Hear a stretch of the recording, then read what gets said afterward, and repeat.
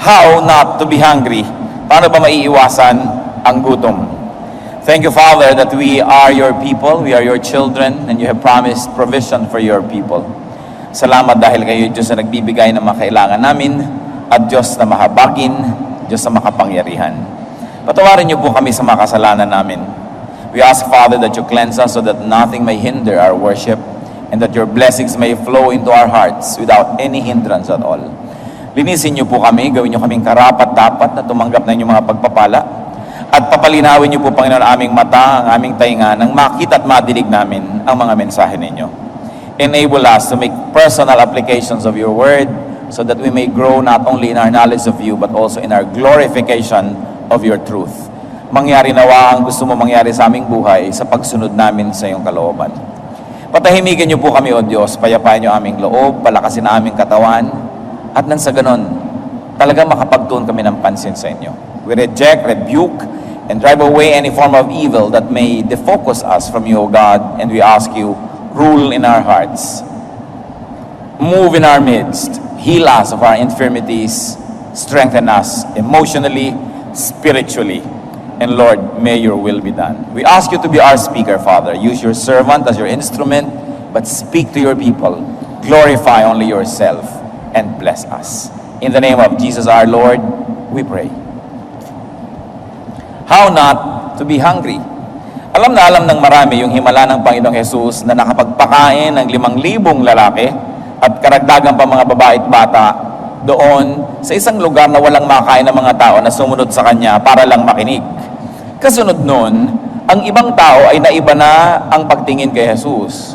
Sa halip na spiritual food na lamang ang kanilang hinahabol, nung makatikim silang mapakain, nung tunay na material na tinapay, yung iba ayun na lang lagi ang hinabol-habol at hinangad-hangad. Juan 6:25 hanggang 27. Nang makita nila si Jesus sa ibayo ng lawa, siya'y tinanong nila, "Guro, kailan pa kayo rito?" Sumagot si Jesus, "Pakatandaan ninyo, hinahanap niyo ako, hindi dahil sa mga himalang nakita niyo, kundi dahil nakakain kayo ng tinapay at nabusog. Huwag ang pagkaing nasisira ang inyong pagsikapang kamtan, kundi ang pagkaing hindi nasisira at nagbibigay ng buhay na walang hanggan." So hinanap-hanap ng mga tao si Jesus, at yung iba na yung kanilang agenda.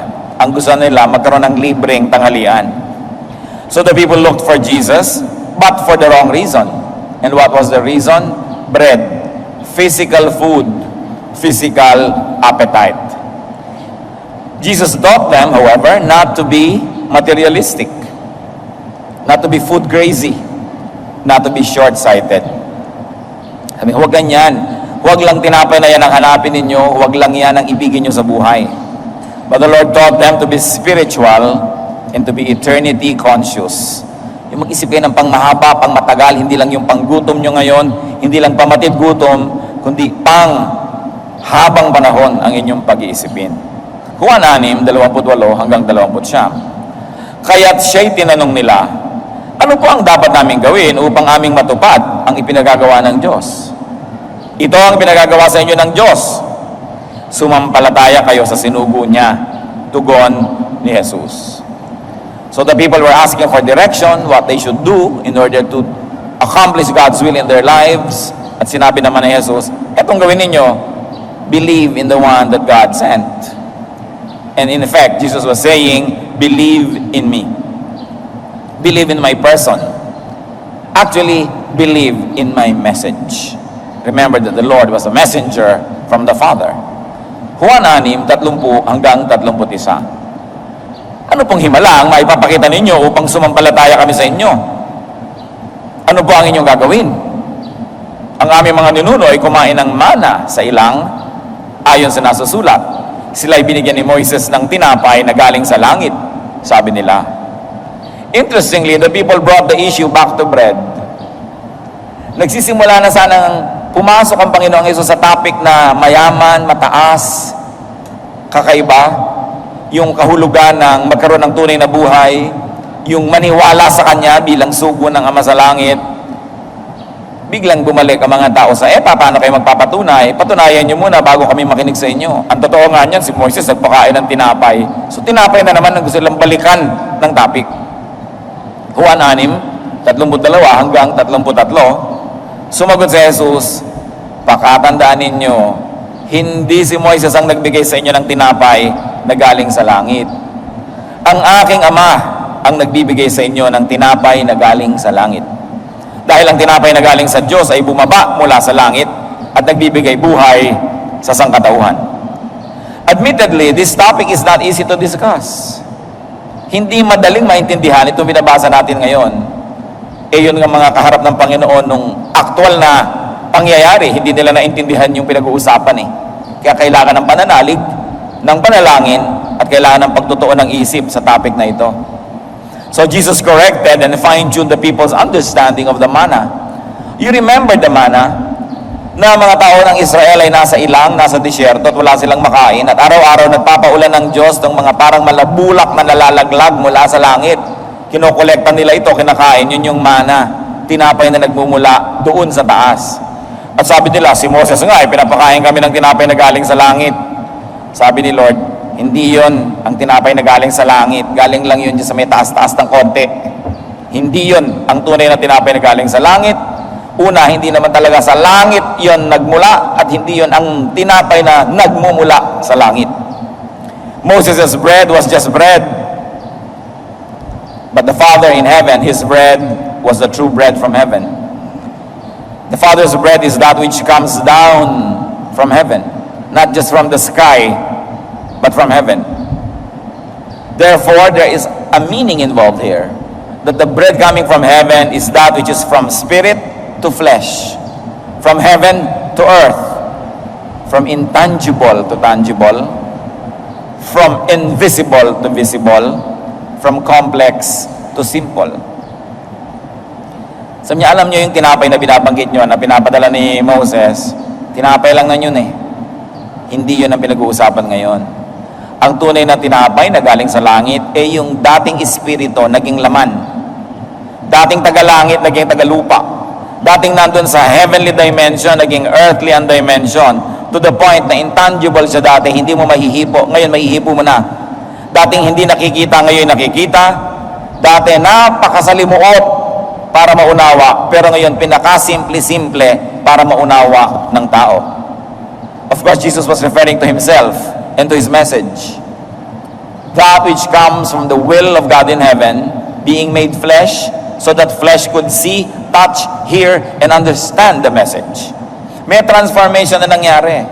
Sabi yung kay Moses na tinapay from there, tinapay from here, kinain nyo, tinapay pa rin. Hindi yon. Pero yung dating hindi tao, naging tao. Yung dating hindi nadirinig, ngayon nadirinig. Sabi, yan ang tunay na tinapay. Siyempre, masalimuot na usapan. Juan 6:33 hanggang 35. Sumagot sila, Ginoo, bigyan po ninyo kaming lagi ng tinapay na ito. Parang yung babae na umiigib sa balon, nung sinabi ng Panginoon, alam mo, mabibigyan kita ng tubig na hindi ka na mauuhaw pa. Bigyan niyo po ako niyan. Sabi niya, ako yun Ano yun? Paano ka naging tubig? Yun ang naging reaksyon ng babae. So, sinabi ni Jesus, verse 35, ako ang tinapay na nagbibigay buhay. Ang lumalapit sa akin ay hindi na magugutom kailanman, at ang sumasampalataya sa akin ay hindi na mauuhaw kailanman. Ito pala yung how not to be hungry. Maintindihan mo kung sino si Jesus, and that you are able to apportion to yourself for your benefit the meaning of what and who Jesus was and is. So the people wanted Jesus as bread, and Jesus said, He was that bread. Sabagay, kung uunawaan naman natin yung mga taong kausap niya, kayo man yun. May sinasabi si Jesus na tinapay na hindi ka na magugutom kahit kailan. So, bigyan niyo naman po ako nito. Sabi niya, ako yun. Paano nangyari yun? Because the Father's bread is Jesus. The Father's bread is the teaching, the message of Jesus. Pag siyempre, literal ka, ginawa mo si Jesus na tinapay, mahirap kang tanggapin, mahirap paniwalaan. Pero, what is Jesus but His message? So, the bread is Jesus, or the bread is the message of Jesus. The essence, the spirit that Jesus brings. The Father's bread is what Jesus said, what He stood for, what He symbolized. Yun ang bread ng Ama na galing sa langit. So dapat lalampasan mo yung kuko ni Jesus, yung buhok niya, lalampasan mo yung damit niya, at iisipin mo, ano bang kahulugan na narito siya? Ano ba ang kahulugan ng pinagsasasabi niya? At anong kahulugan ng kagustuhan ng Ama na ito ngayon na si Jesus ay nandito, katawang tao, kinakausap kami? Pag naintindihan nyo ng tao, magkakaroon sila ng paglampas sa kanilang mga kakulangan. There will be transcendence of the material to the spiritual. And this is going beyond the material bread and food to the spiritual bread and food. That the Father's bread means being not of this world, but of the other. Admittedly, hindi talaga madaling pag-usapan. Na para maunawaan mo ito, dapat yung utak mo, pinapawala mo, pinapakawala sa mga dati mong mga meanings, sa mga dati mong pakahulugan. Lalabas ka sa kahon ng iyong utak sapagkat hindi yung nandun lang sa loob ng pinag-uusapan. Something more, something beyond what was ordinary. The Lord Jesus was talking about something that was never experienced by people before. The truth of God, the Spirit of God, the essence of God being revealed in the human form. Walang nauna, walang pagbabatayan, kaya mahirap unawain. Tapos sabi pa ni Lord sa John 18:36, ang kaharian ko'y hindi sa daigdig na ito. Isa na naman pagkakamali ng mga tao sapagkat siya'y popular, maraming sumusunod at naniniwala, nakakapaghimala, gusto na siyang gawing hari ng mga Israelita. Gusto na siyang koronahan at ilaban sa Roma. Ganoon naman pag medyo popular ka, gusto ka ng mga tao na maging political person dahil matutupad mo para sa kanila ang kanilang mga minimiti. And the Lord withdrew from all that dahil sabi niya, my kingdom is not of this world. Nagkakamali ka, hindi nyo naiintindihan ang ginagawa ko. Hindi ito para dito, ito'y para sa kabila. Kaya ang kaharian ng Diyos ay isang anyo na hindi pa kailanman naunawaan ng mga tao. The kingdom is not of this form, and the kingdom is not in this form. Juan 6:40. Sapagkat ito ang kalooban ng aking Ama, ang lahat ng kumikilala at sumasampalataya sa anak ay magkakaroon ng buhay na walang hanggan. At siya'y muli kong bubuhayin sa huling araw. Said simply, belief in Jesus, God's Son, means salvation. Pero pagka nanatili po ang tao sa ganong simpleng pakahulugan, hindi niya talaga maintindihan yon. Kasi pag sabing, believe in the Lord Jesus and you will be saved. Tapos mo, ikaw, you believe in Jesus, yes, o save ka na. Ganun lang ba yun? It's not only a matter of believing that Jesus is the Son of God, but believing in the message brought by Jesus. Believing in the message personified by Jesus, and it brings eternal life. There is an oversimplification that happens in the religious teaching. Pumikit ka, magsisi ka na yung kasalanan, itaas mo ang iyong kamay, tanggapin mo ang Diyos, toink, ligtas ka na. Pwedeng mangyari yun kung lubos na naunawa ng tao yung kahulugan ng ginawa niya. Kung naiintindihan niya yung mensahe ni Jesus. Sapagkat the medium is the message. The messenger is the message. Jesus is the message. So pag naniwala ka doon sa kanya na nandyan siya, pero hindi mo naman naiintindihan yung message niya, kalahati pa lang yung paniniwala mo noon. Wala pa yun, di pa yung buo.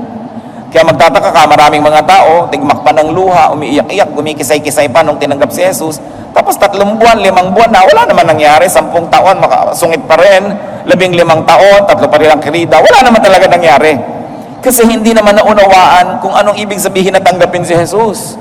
Marami kasi yung mga evangelists na pinapadali, pumikit po kayo, A, accept that you're a sinner, B, believe in Christ, C, confess Christ, at ligtas na kayo. Well, that formula really is true, but it is true only if you understand what it means deeply. It's an oversimplification of a very complex truth, no? So, hindi naintindihan ng mga tao yung nangyayari na, ewan ko kung naiintindihan nyo ngayon, pinag-uusapan natin, no? Kung sabi niyo, ano pa ito pinag-uusapan natin? Hindi kayo nag-iisa dahil yung mga kausap niya, hindi rin naintindihan. Juan 6:41 hanggang 43. Nagbulong-bulong na mga Hudyo dahil sa sinabi niyang, ako ang tinapay na bumaba mula sa langit. Sinabi nila, hindi ba ito si Jesus, anak ni Jose? Kilala natin ang kanyang ama't ina, hindi ba? Paano niya masasabi ngayong bumaba ako mula sa langit? Kaya sinabi ni Jesus, tigilan ninyo ang inyong bulong-bulungan. Ano pinagsasasabi niya? Kung meron sa inyo kakalabit, ano pinagsasabi ni Pastor Ed? Hindi ko maintindihan. Yan, kasama kayo sa club na ito. Ano ba ito pinag-uusapan natin? Hindi natin maintindihan. No? Sabi niya, paano siya naging tinapay? Paano siya bumaba sa langit? Hindi ba pinanganak yan ganito at ganyan? Alam natin yon. Dahil talinghaga na ang takbo ng usapan ni Jesus, yung mga tao nandito pa rin sa mababang antas. Hindi na niya sinasabing tunay akong tinapay na nakita niyo, tatatatan, bumababa mula sa langit. No? Wala naman talagang ganun. Ibig niya sabihin, yung ideya pa lang, ngayon totoo na. Yung guni-guni pa lang nun, ngayon eto, flesh and blood. May paglilipat ng katotohanan mula sa invisible to visible.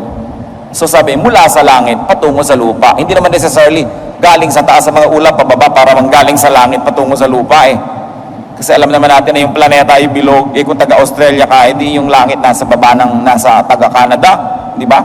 So hindi talaga yung taas-baba ang pinag-uusapan. But from one dimension of reality to another. The people once again brought down the discussion to earthly levels because they said, kilala natin ang mga magulang niya, hindi siya galing sa langit. Juan 6, 46 hanggang 48. Hindi ito nangangahulugang may nakakita na sama. Ang nagmula sa Diyos, ang tanging nakakita sama. Pakatandaan ninyo, ang sumasampalataya sa akin ay may buhay na walang hanggan.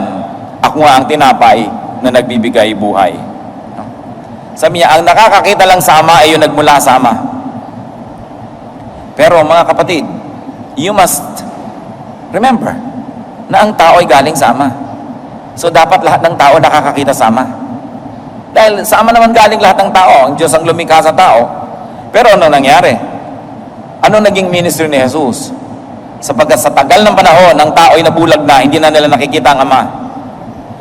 Sila ay napuno na lang ng relihiyon, nabawasan ng tunay na espiritualidad, hindi na nila naiintindihan ang dapat maintindihan. At yan ang mission ni Jesus, para buksan muli ang mata ng mga tao, to make God visible, to make God audible and tangible through Him and through His message.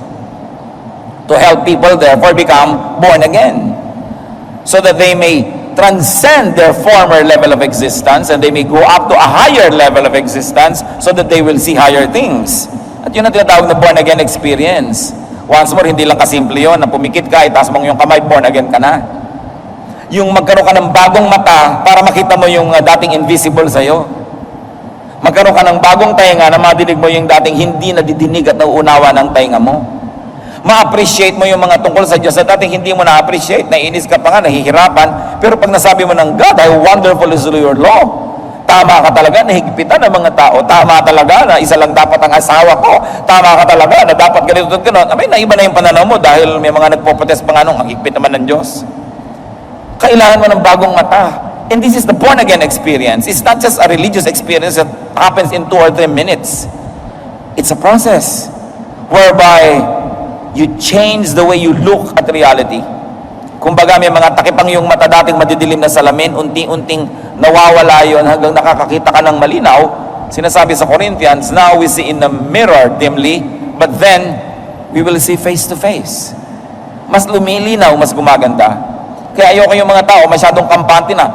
Pag kami namatay, save na ba yan? Oo, na-born again na yun, April 12, 1985. Yung, pagka, save ka na ba? Ako save na, ikaw save ka. Paano mo nalaman yun? Paano mo natiyak? Dahil pinapaniwala ka lang ng religion na nung ginawa mo yung isang ritual, born again ka na. Pero ang tanong ito, talaga ba? Were you changed from glory to glory? Because that's what happens to the people of God. They are changed from glory to glory. Now, do you see the Bible more clearly than you did 10 years ago, 15 years ago? Now, do you have more longing for God than you did before? Kadalasan nga iba, nalalamig pa habang tumatagal eh. Hindi umaasenso, patras. So I don't want you to be lulled by a false hope. Although I want everyone to hope in God, pero dapat premised on a very solid understanding of what the person of Jesus means to everybody. Na hindi lang yung ginawa niya, kundi yung ideya ng pagiging Jesus niya, yung ideya na itinuturo niya sa mga tao. At hindi yun madaling tanggapin. Noong ang Panginoong Jesus ay nagsakatawang tao, libu-libong taon na ang relihiyon sa Israel. Established ng masyado ang temple. Nalagay na sa kwadro, carved in stone ang lahat ng kanilang mga religious traditions na ang totoo ay lumayo na sa Diyos. Kaya ang naging purpose ng Panginoong Jesus ay ibalik sila sa dati. Sabi ni Jesus, you have heard that it was said, A, but I'm telling you, it's B. So you see, yung naging A na sa tradisyon ng Israel, hindi na yun ang gusto ng Diyos. Ipinababalik niya sa B. Kasi, nalayo na sila. Yung mga tamang-tama na sa kanila noon, tinuligsa ni Jesus, hindi tama yan. Mga pinagtuturo nyo sa mga anak na pwede nilang talikuran ng pagsuporta sa magulang basta nag-donate sila sa temple, hindi yan tama. Pero naging uso na yun noon. So ibinabalik ng Panginoong Jesus doon sa basic spirituality yung mga tao. Kaya sabi niya, kailangan na isang himala. Kailangan na yung buong ideya na kalooban ng Diyos, maging tao, maging flesh, madinig, makita. Sapagkat ang layo na ng utak ng tao sa spiritual na bagay. So to be born again is not something you do. It is something that happens to you. One time and then progressively. Dapat umaasenso because God changes us from glory to glory. Now, I don't want you to be needlessly worried about your salvation. But ang point is, do something so that you will continue to grow in the Lord and you will see that indeed you have been born again. Kasi pagka ipinanganak ka, lalaki, magmamature. Hindi pwedeng na-bonsai ka na dyan. Hindi pwedeng 5-year-old Christian ka na, ang utak mo pa pang 1-year-old Christian. 20-year-old Christian ka na, pang 5-year-old Christian. Hindi ganun yun. Dapat nag-grow. And Jesus was effectively saying, you haven't seen and you cannot see God because you are limited by your material composition, by your materialism, and by your focus. Therefore, you've got to be more spiritual. So, huwag na kayong magpako ng pagtingin sa tinapay na kinakain, ibang tinapay na pinag-uusapan, sabi niya. Ginamit lang ni Jesus yung issue ng tinapay para maging springboard, maging pinto, para makarating doon sa ibang tinapay na dapat pag-usapan. Sabi niya, I have seen God, you see me, therefore you can see God through me. I can make you see God, therefore I can make you eat spiritual food. And once you eat that, I can give you spiritual life. Kaya mahalaga, pagka nagkakaroon tayo ng search for God, yung confession, yung pagkilala ng kasalanan, pagsisisi, pagbabalik loob, because we have to be purified so that we can see what must be seen. You have to enter another dimension. Kumbaga, ibang channel yon. Kailangan makarating ka doon sa channel na yon para mo siya makita. Juan 6, 49 hanggang 51. Kumain ng mana ang inyong mga ninuno nang sila'y nasa ilang, ngunit sila'y namatay. Narito ang tinapay na bumaba mula sa langit upang ang sino mang kumain nito ay hindi na mamatay. Ako nga ang tinapay na nagbibigay buhay na bumaba mula sa langit. Mabubuhay magpakailanman ang sino mang kumain ng tinapay na ito. At ang tinapay ay ang aking katawan na ibibigay ko upang mabuhay ang sangkatauhan. Sabi niya, hindi ba yung mga ninuno nyo noon, yung pinagmamalaki nyo na kumain ng bread ni Moses, o ano, nangamatay din naman silang lahat, di ba? So, ibig sabihin yung kinain nilang tinapay, hindi yun yung pinag-uusapan. Material bread yon. But that which eats the bread from heaven will never die. And I am that bread. Ako yun, katawan ko. No? Sabi niyo, if you ate the living bread, if you ate me, if you ate my flesh, you will live forever and you have eternal life. Tandaan niyo mga kapatid, dalawang diskurso ang nangyayari, yung metaphor, yung talinghaga ni Jesus, at yung pagpipilit ng mga tao na ang pinag-uusapan ay material bread. Ha? Kaya hindi magtugma. Juan 6, 52, dahil dito ay nagkaroon ng mainitang pagtatalo-talo ang mga Hudyo. Paano maibibigay sa atin ng taong ito ang kanyang laman upang makain natin? Yun ang pinagpipilitan nila. Sabi, ayan, hindi lang pala siya tinapay. Siya ang kakainin natin. Ano tayo? Cannibal? So nagkagulo. The people insisted on the material and the physical level of discussion. At Juan 6 na po, narinig ito ng kanyang mga alagad at marami sa kanilang nagsabi, mabigat na pananalita ito. Sino ang makakaunawa nito? At Juan 6, 46, mula nooy marami sa kanyang mga alagad ang tumalikod at hindi na sumama sa kanya. Sayang, nando na sila, kumalas pa. Kasali na sila, tumalikod pa dahil hindi nila maintindihan. Pag may hindi naiintindihan ng matalino, nagsisikap siyang hukayin o abutin ito. Pag may hindi naiintindihan ng mangmang, tumatalikod na lang siya, papadaliin na lang niya ang kanyang buhay doon na lang siya pupunta sa dati na niyang naiintindihan pa. Kaya merong lumalago at merong hindi. Many disciples left Jesus. Why did they leave Jesus? Because all they wanted was easy, traditional teaching. Hindi nga naman tinuturo sa mga templo yung mga tinatinapay issue na yan. Madali doon, dalhin mo yung baka, dalhin mo yung kambing, dalhin mo yung ibon, ihain mo, mag-donate ka, magdasal ka ng konti, tapos na yung religion mo, okay ka na. So ito, pinag-uusapan na ito ng mga tinatinapay, nag-aalisan sila. No? Ayaw nila nang hindi nila maintindihan. Sadly, this still happens today. People want Moses. People want traditional thinking. People only want traditional theology. Jesus was taking them out of all religious boxes and frames. Nung nilikha ng Diyos ang tao, nagbigay siya ng mga kautusan, mga turo, pagdating ng panahon na si Jesus ay naglalakad sa balat ng lupa, naiba na nang naiba yung mga turo na yon. There was accretion, there was a lot of editing, there was a lot of transformation that happened in the teachings. Because human beings sat at the top of these organizations. Meron sila mga leader, meron sila mga priest, meron sila mga scribes, na ang dami-dami na nila ipinagdadagdag, pinag-ayos-ayos to preserve their own class. Siyempre, yung mga kalalakihan na nangunguna, lalo nilang sinolidify yung leadership position ng mga men.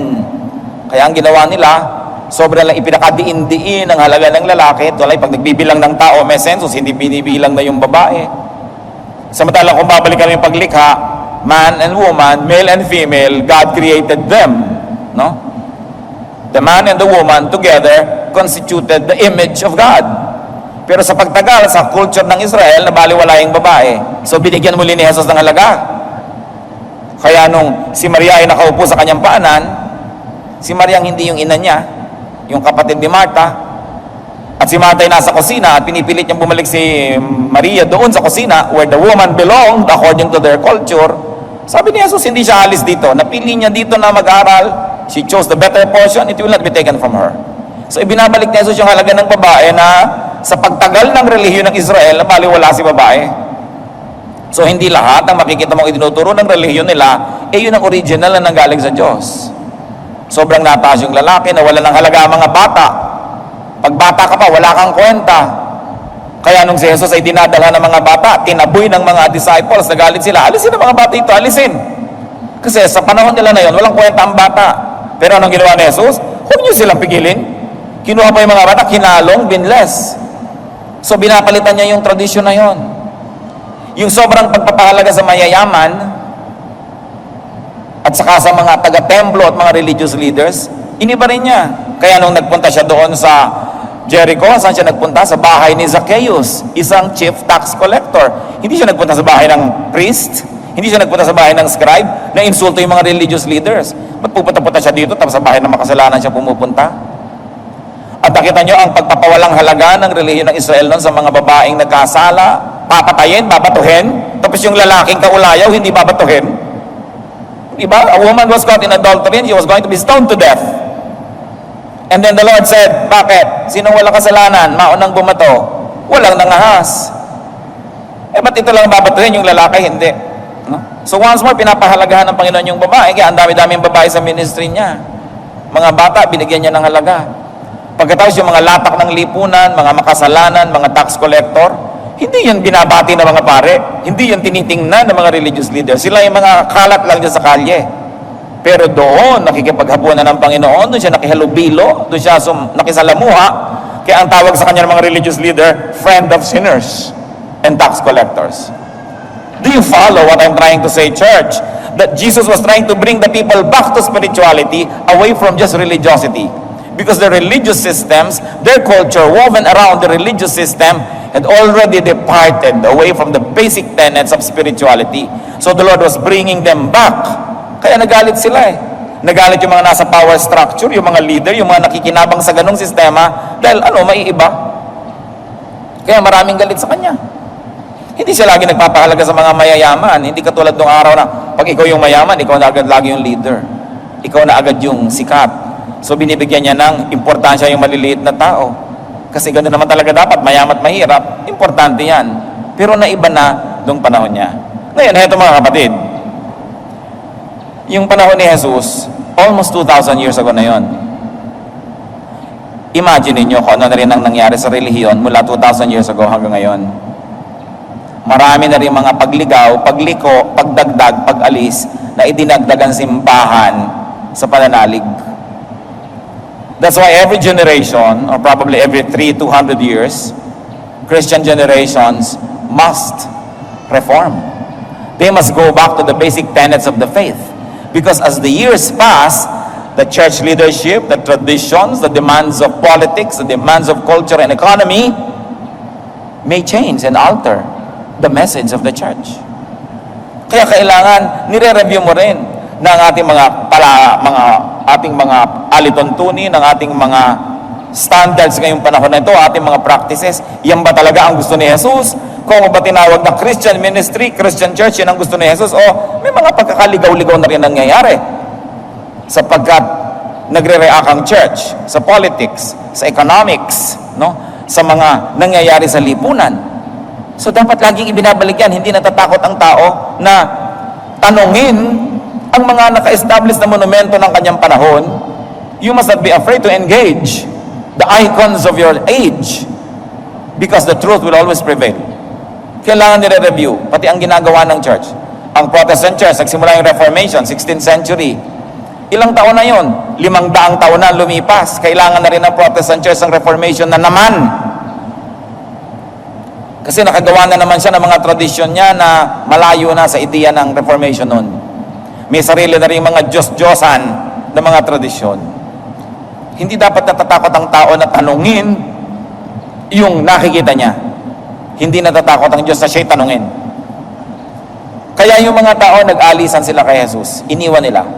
Kasi hindi yon ang nakasanayan nilang katuruan. Juan 6:47. Tinanong ni Jesus ang 12. So John 6:67. Kayo naman, gusto rin ba ninyong umalis? So hindi pala sila 12 lang noon. Dami nila. Ang natira lang 12. Dahil sa issue ng tinapay. Jesus was deserted, rejected, dejected. So actually, Jesus had known intense feelings of rejection, of loneliness, of aloneness. Ang dami-daming disciples, iniwan siya. And because he was rejected, he can minister to the rejected, to the lonely, to the alone. Kung nakakaramdam kayo, minsan nag-iisa kayo, kawawa kayo, nire-reject, nauna na si Lord doon eh. He can help because He knows that. At yung sinabi niya, kayo, iiwan niyo rin ba ako? The human in Him was seeking understanding. He was seeking people who understood Him. Because one of life's greatest pleasures is to be understood. One of life's greatest pleasures is to be with people who agree with you. People seek such comforts. And Jesus was asking His disciples, pati ba kayo, iiwanan niyo ba ako? Ano pong isang very personal application yan sa panahon ngayon? Value people who understand you. Paghalagahan po natin ang mga taong nakakaunawa sa atin. Pahalagahan niyo ang mga taong sumasang-ayon sa inyo. Kasi kahit anong gawin ninyo, kahit anong posisyon nyo sa buhay, may sasang-ayon at may sasalungat. Ba't may pagpipilitan nyo na tanggapin kayo ng sumasalungat sa inyo? E di hayaan nyo yung sumasang-ayon sa inyo, doon nyo buuin yung mundo nyo. Kasi hindi mo naman talaga mapiplease lahat ng tao. Amos 3:3, maaari bang magsama sa paglalakbay ang dalawang taong hindi nagkakasundo? Kaya mga kapatid, pag ako magka-counsel lang ikakasal, meron lang siguro kung konting tanong, pero ito, isa sa mga pinaka-importanting tanong. Nagkakasundo ba kayo? Diba? Pag mamimili kayo ng papanooring sine, nagkakasundo ba kayo? Pag pipili kayo ng kakainin sa restaurant, nagkakasundo ba kayo? Pag pinag-uusapan kung paano kayo makikitungo sa mga bibiyananin mo o sa mga magulang mo na bibiyananin niya, nagkakasundo ba kayo? Kung nagsusuporta ka ng mga kapatid, sasama ba siya makisuporta o pipigilin ka na niya? Nagkakasundo ba kayo?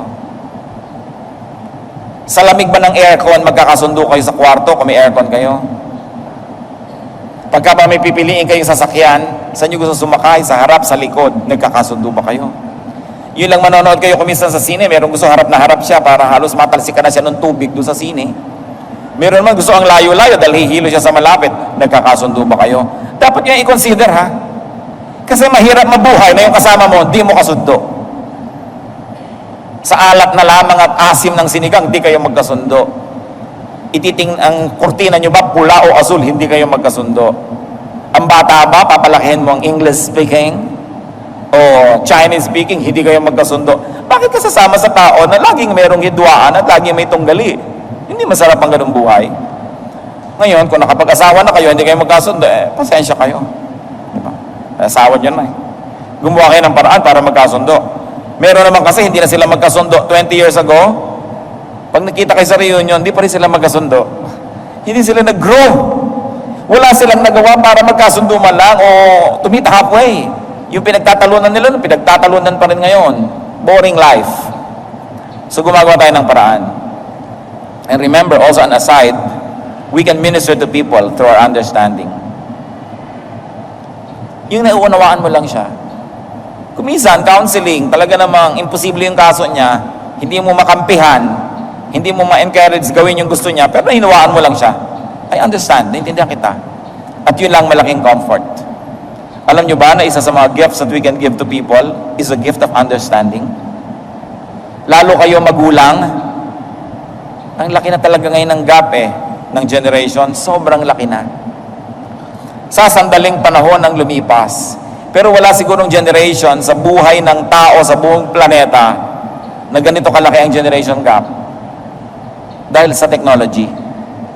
So dapat ang magulang inuunawa ang anak at ang anak inuunawa ang magulang. Kasi talagang may nangyaring pagbabago sa mundo dahil sa technology. So dapat the generation should reach out to one another so that there could be more harmony. Meanwhile, balik sa kwento, Juan 6:68 hanggang 69. Sumagot si Simon Pedro. Remember, tinanong, kayo rin ba alis?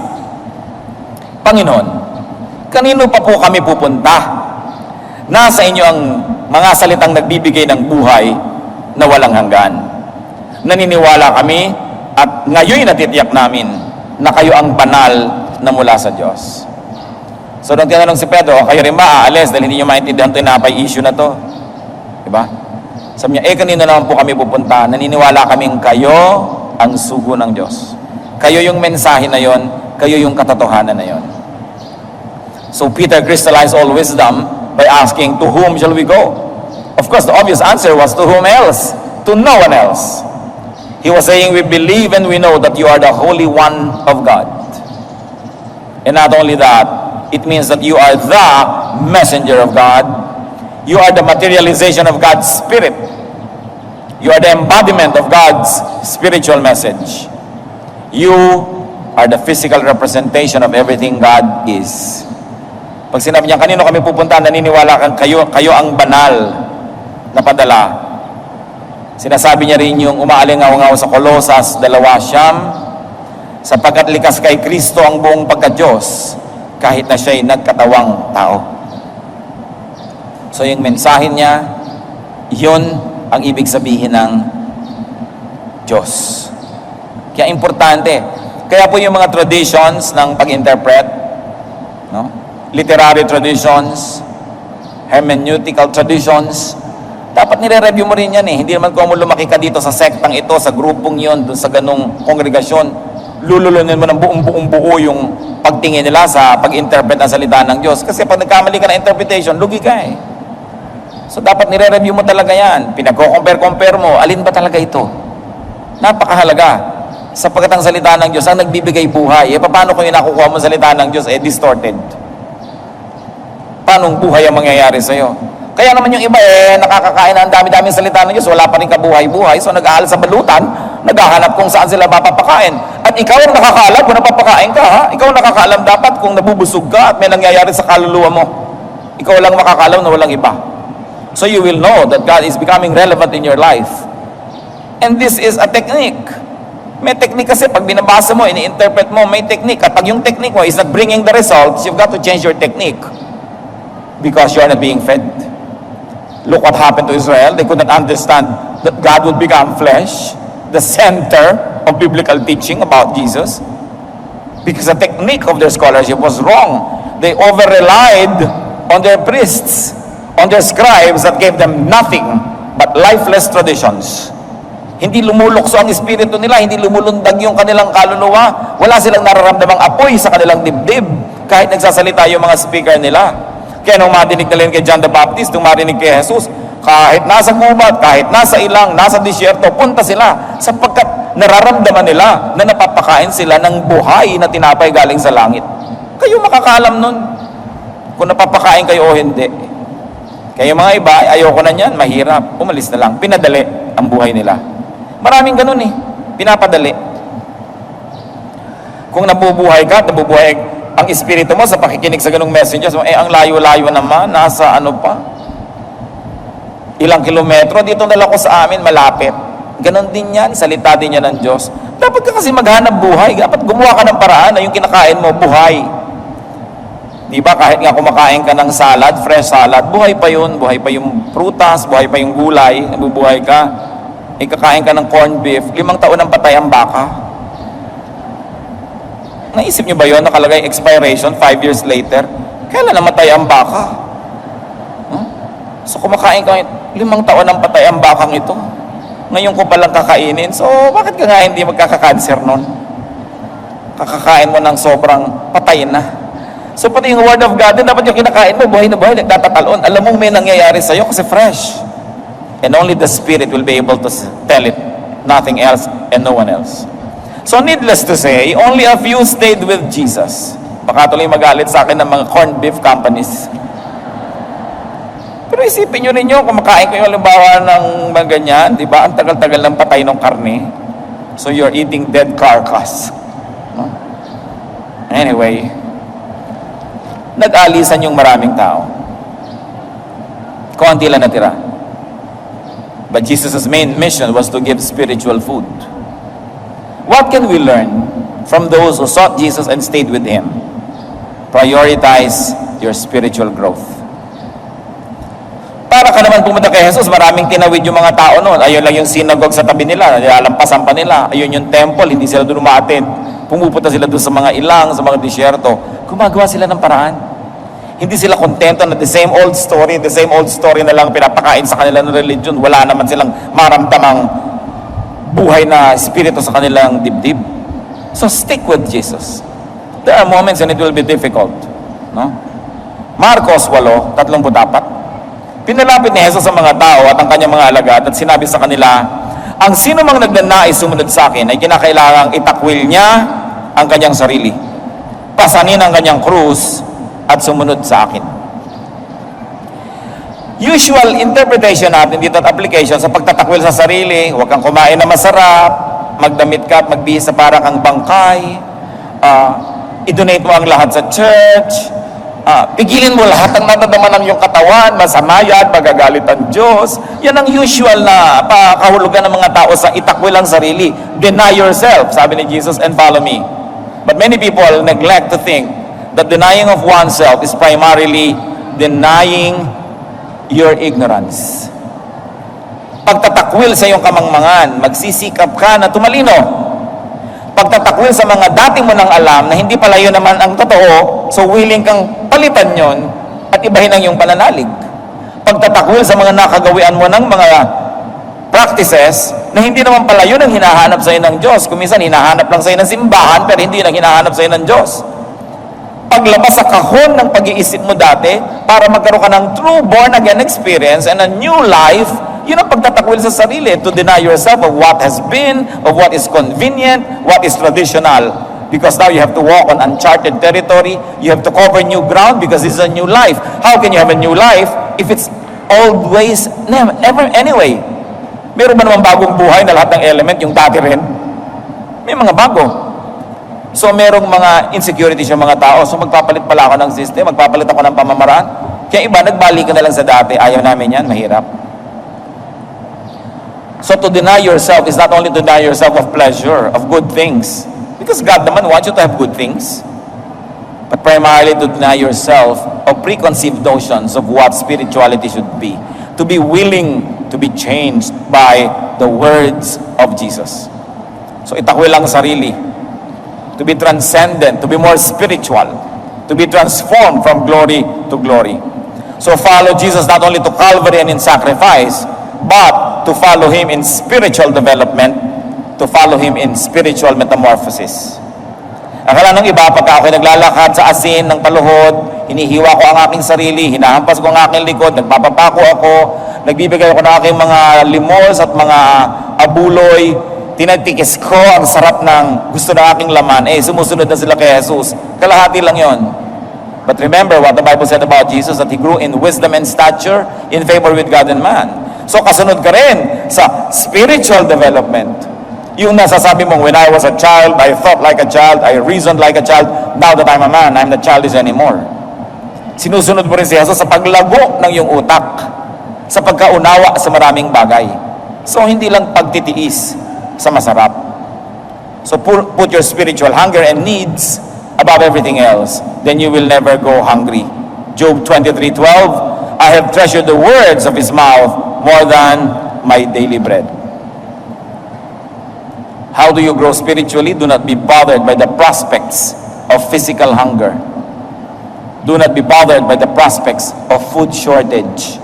Kasi material lang yon.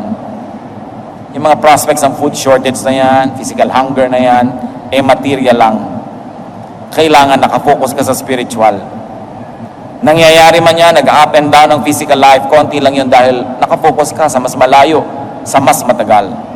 So do what you can, and then leave the rest up to God when it comes to your physical needs. Don't worry. Ngayon, marami na namang issue ng mga food crisis. Diba? Nung sabi ng Mateo 6:31 hanggang 34, huwag kayong mag-alalang baka kayo kapusin ng pagkain, inumin o damit. Hindi ba't ang mga hente lang nababahala tungkol sa mga bagay na yan? Alam na ng inyong Ama na nasa langit na kailangan ninyo ang lahat ng yan. Ngunit higit sa lahat, ay pagsikapan ninyo na kayo pagharian ng Diyos at mamuhay ng ayon sa Kanyang kalooban at ibibigay niya sa inyo ang lahat ng inyong pangangailangan. Kaya nga huwag niyo ikabalisa ang para sa araw ng bukas, dahil ang bukas ang bahala sa sarili nito. Sapat na ang inyong mga suliranin sa bawat araw. How can you spiritually grow when you are just too worried about physical food? So there's a certain degree of engagement that we do in the world, but there's also a certain degree of detachment so that we may allocate energy to that which is spiritual. So do not be bothered by the prospects of hunger and by the prospects of food shortage. Maraming beses nang nangyari yan sa mundo, paulit-ulit lang yan. Hindi yan bago. Mateo 6:27, sino sa inyo ang makapagpapahaba ng kanyang buhay ng kahit isang oras sa pamamagitan ng kanyang pagkabalisa? Huwag kayong mabalisa, wala rin naman mangyayari pagkakabalisan nyo. Unahin nyo ang Diyos, unahin nyo ang mabigyan siya ng kuluburan, at siya ang bahala sa inyo kung siya natutuwa sa inyo. Kung gusto ka bang pagpalain ng Diyos, sino naman makakapigil? At kung ayaw kang pagpalain, sino makakapilit? Kasi sabi, unahin ninyo na pagharian kayo ng Diyos. 2 Korinto 8, magagawa ng Diyos, pasaganahin kayo sa lahat ng bagay, at higit pa sa inyong pangangailangan upang may magamit kayo sa pagkakawang gawa. So sabi, don't worry about that. How not to be hungry? Don't think of just material food. Food for the spirit is what you must prioritize. Although, of course, you must engage the daily needs. Pero hindi naman tayo naghahanap buhay para lang yun ang gawin ang gawin. Hindi ka nabubuhay para maghanap buhay. Naghahanap buhay ka para magkaroon ka ng ikabubuhay, at pag naroon na sa kamay mo ikabubuhay, magkaroon ka ng tunay na buhay. So hanap buhay lang yun, hindi yun ang buhay mo. So how not to be hungry? Choose what hunger to prioritize. Spiritual hunger. Dahil sabi ng Panginoon, ask and it will be given you. Seek and you will find. Knock and the door will be open to you. Many people always love to apply it materially. Ask for bread, ask for bread. Ang talagang sense ng pangako na yon is a spiritual one. Ask for spiritual blessing and it will be given you. Seek spiritual blessing and it will happen to you. Knock at the spiritual door and the door will open to you. In these days of hunger, in these days of insecurity, stick close to Jesus. How do you address your spiritual hunger? How do you attend to your spiritual hunger? Ama namin sa langit, nagpapasalamat kami sa mga katuruan. Nawa, naunawaan namin ang mga bagay na ito. At kung di man lubos, magsimula man lang kami mag-isip-isip ng mga ganitong bagay, ay maganda na magawa sa buhay. Turuan mo kami, Lord, to move from glory to glory. Na hindi lang yung usual things that are easy to understand. Magbigay kami ng panahon na unawain yung mas mahirap maintindihan. At nawa, huwag kaming magpakatamad na lang, natalikuran ng hindi naintindihan agad, kundi maging hamon nito na magsaliksi kami. Lord, may we not take an easy way out. Teach us, O Lord, that when there's something we do not understand thoroughly, that we engage it spiritually, intellectually, so that we may move from one degree of understanding to another. Hindi lamang ang alam namin at naunawaan ngayon ang gusto mo para sa amin, gusto mo kaming lumago so that we can be more and more like